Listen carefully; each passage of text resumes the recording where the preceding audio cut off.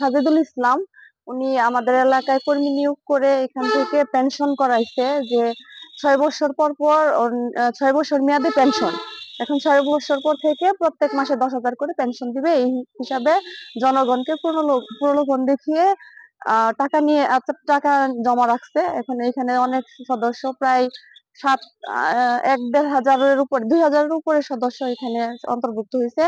এবং এখানে এককালীন এফডিআর হিসাবেও অনেকেই টাকা জমা রাখছে। আমি নিজেও ভুক্তভোগী, আমারও নিজে 63,000 টাকা এই সংস্থা নিয়ে গেছে।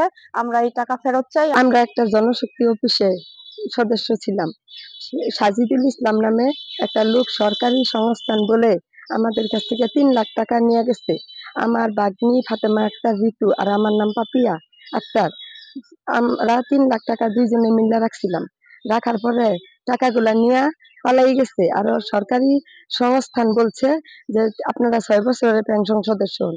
ওইটার মধ্যে আমাদেরকে সদস্য করছিল।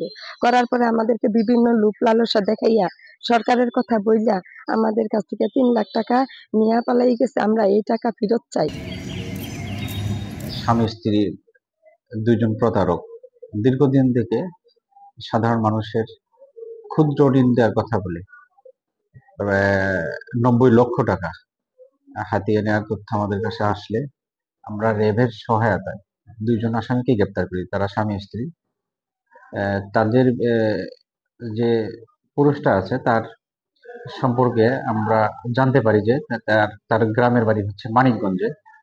এই মানিকগঞ্জে তার বিরুদ্ধে একাধিক মানি লন্ডারিং এবং প্রতারণা মামলা রয়েছে এবং জামালপুরের মাদারগঞ্জ থানাও তার বিরুদ্ধে মামলা রয়েছে। সে দীর্ঘদিন থেকে প্রতারণা করে মানুষকে হাতিয়ে নিয়েছে। আমরা তার অফিসে অভিযান করে বেশ কিছু ডকুমেন্টস আমরা জব্দ করেছি, এগুলা যাচাই বাছাই করতেছি। তার কিছু ব্যাংক অ্যাকাউন্ট পাওয়া গেছে, সেগুলোর মধ্যেও কিছু টাকার তথ্য পাওয়া গেছে। এগুলো আমরা বিজ্ঞ আদালতের অনুমতি সাপেক্ষে ফ্রিজ করার জন্য আবেদন দিব। আমরা ইনশাল্লাহ সঠিকভাবে তদন্ত করে যাতে গরিব মানুষের টাকাগুলা সঠিক নিয়মে তারা ফেরত পায় এই চেষ্টা করবো ইনশাল্লাহ।